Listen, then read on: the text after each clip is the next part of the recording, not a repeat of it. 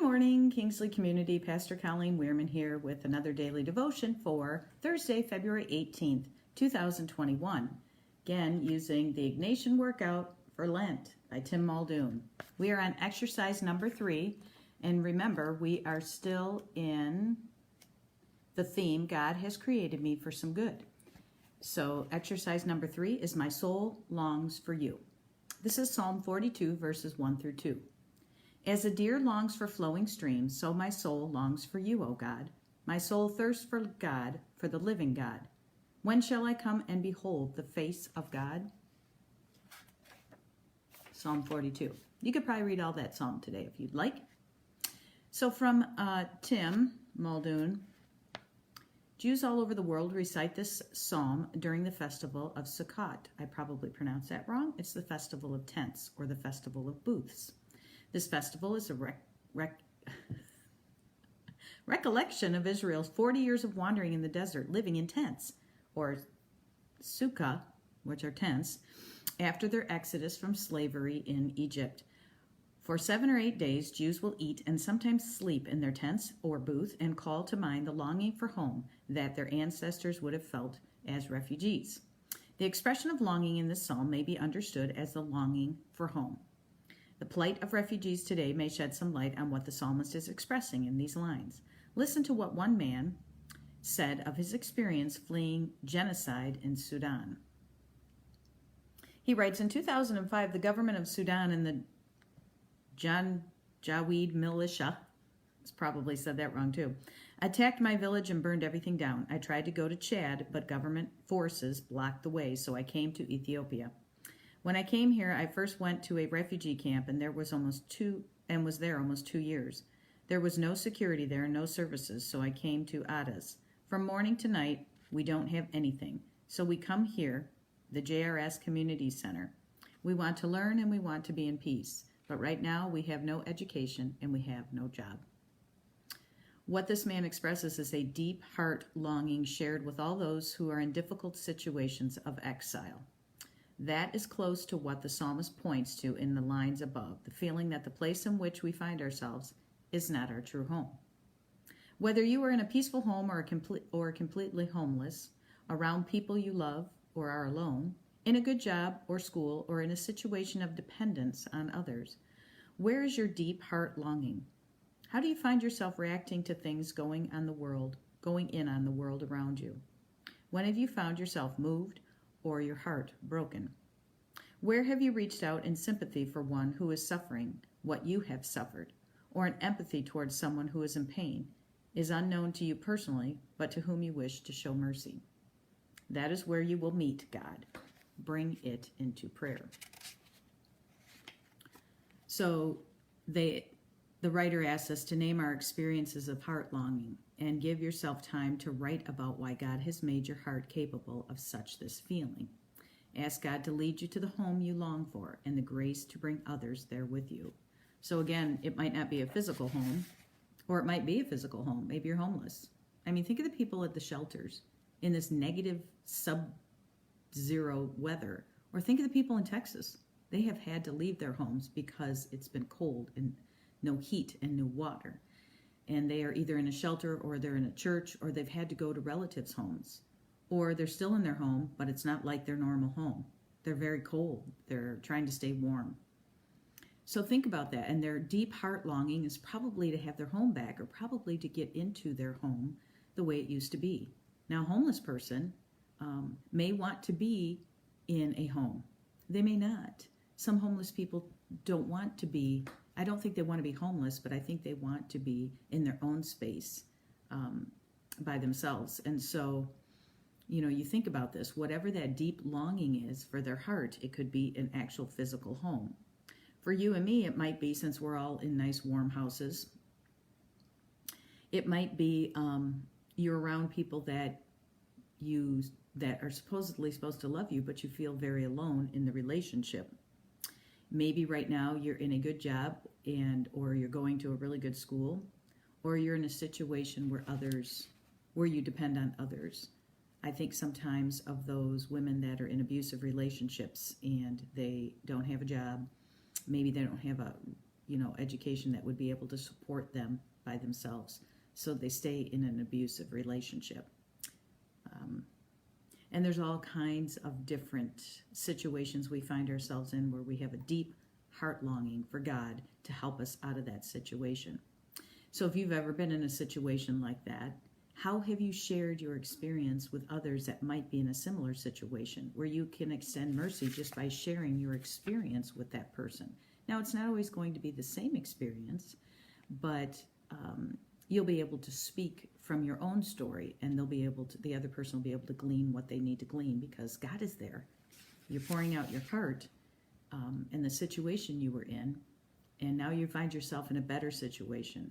And tell them how you did that. More than likely, you spent time in prayer, begging God to get you out of the situation. So this psalmist longs for God. So they find themselves in a place where they feel absent from God.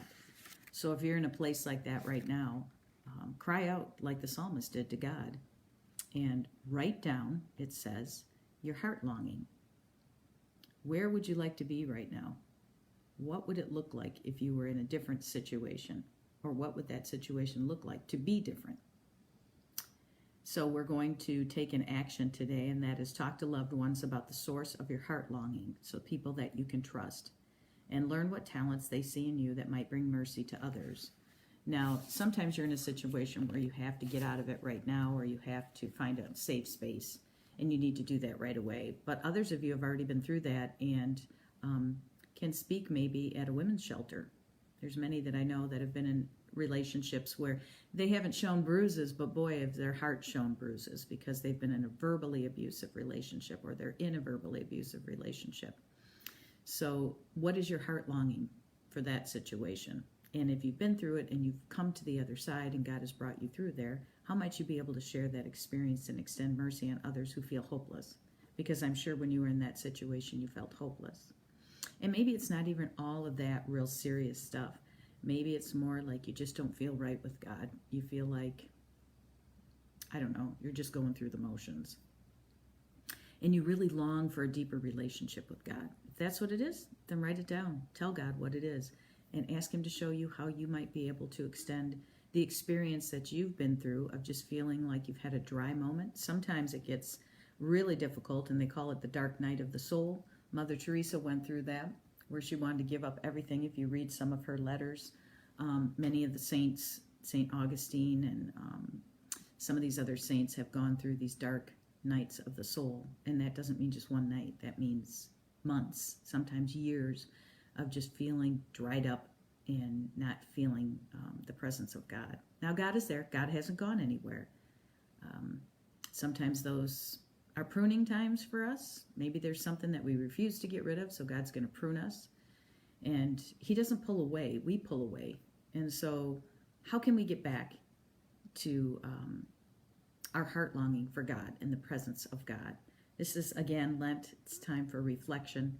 So if we're really honest with ourselves, yeah, we can go to church, which is a wonderful thing. And people say, I just don't feel God at that church. I need to find another one. Hello. If they are a biblically based church and the people love God and they're not doing anything inappropriate, God is there.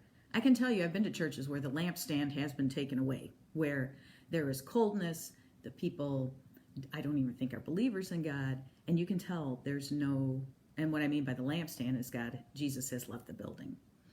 And but that's very few Christian churches. You can find God in pretty much every church. So if you don't feel like God is in your church, maybe you need to have a come to Jesus meeting with God, or go talk to one of the pastors about this. And they might give you a spiritual exercise to do to actually have you write down what you're feeling and then pray to God that written out. So write it down what you're feeling, just start scribbling, and then turn it into a prayer. Just read what you said to God, and then have God guide and direct you. And then look for some other Christians that have been through something similar, because we've all been through times where we just feel like our faith is weak, or it's not even there.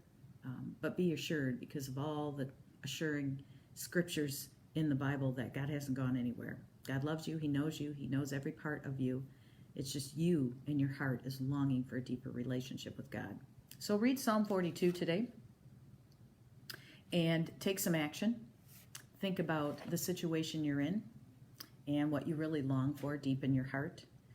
Sometimes we're in a job that we've been in for 20 years and we just think we're too old to go out and get something different. Well, then write that down. Write down what it is that you really long to do. And then pray to God to show you doors that open up and make a way for that to become possible, because God knows your deepest desires. And sometimes we're our worst enemy. We stop ourselves. Oh, I can't do it. Oh, I'm not smart enough. Oh, I don't have a degree. Oh, I don't have this. Well, then get the degree. I mean, heck, you can go online and get a degree now in 2.5 years. You don't have to go to college and party. A little too old for that. I have a college degree, but geez, oh, pizza's so old, I don't even know if it even exists anymore. I was talking to one of my friends who does not have a college degree, and it's so funny because some of the jobs that you apply for, I'm not applying for jobs, by the way, but, if you apply for jobs and, they've got tons of experience, and yet the person with the degree gets put on a different level. I don't think that's right. I don't think that's fair. I could walk into a job because I have a 4-year degree in marketing and go work for someplace in a totally different field. I don't know what I'm doing. Hello. As opposed to hiring somebody that's already been doing that for 20 years. So if that's the way it is in the world, then go get the degree. If you feel you're too old, you're never too old. Look how old Moses was. God continued to use Moses. There's ways for us to reach those longing heart desires that we have. It might be a spiritual desire. It might be a job, financial, whatever it is that you find yourself in that situation. Write it down, pour it out to God, and then pray to Him about it, and then ask Him to open doors. And some of us need to really be hit upside the head and say, and then when you see the door, don't go, is this really the door, God? Go through it. If it's not the door, it'll get slammed in your foot. Like when I tried to go back to doing what I used to do because I had lost some insurance. And so I said, well, I'll go back to what I used to do. Well, that's a totally different place. And I knew I wasn't supposed to be there, but I had rushed into it, and then God slammed the door on my foot, and it hurt. And I went back into being a pastor. Anywho, God will have His way. So just ask God, write it down, pour it out, what's your heart longing? And then when you've been through that experience, you can speak to that and share with others who are going through the same situation, because that's how we stay stronger together. I'll be back Monday. Until then, I'm going to preach on a big word this Sunday called grace, another one of those big words that we throw around, and I wonder if we know the meaning. And I've preached on grace a number of times, on the different kinds of grace. This is the prodigal son, and we've heard that story over and over and over. So what's going to be different about this sermon?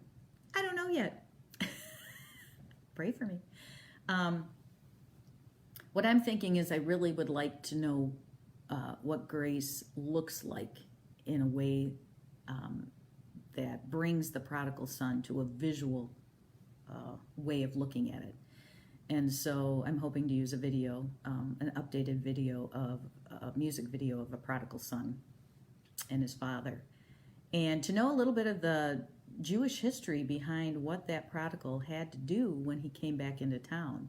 There's a really interesting ceremony called the Kezazah, K-E-Z-A something, where if a prodigal came back after squandering inheritance, or one of the sons married an illegitimate woman that they didn't think was appropriate, the older townsmen, more mature men, would come out in front of that prodigal, and they'd have this big clay pot full of flowers or whatever, and they would smash it down at his feet to remind him that he has broken relationship with the community. Yikes. I don't know if you knew that or not, but that would have been something that he would have been facing. And so then we see the father running to him, which men did not pick up their robes, show their legs, and run He did it because he wanted the community to know that I don't care what you think. This is my son. And to me, that's what grace looks like.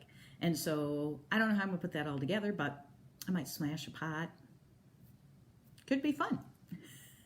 That's this Sunday at 9 at Kingsley United Methodist Church, 113 Blair Street, in person or live stream. I'll see you then, and we'll talk about grace. Have a good weekend. Bye-bye.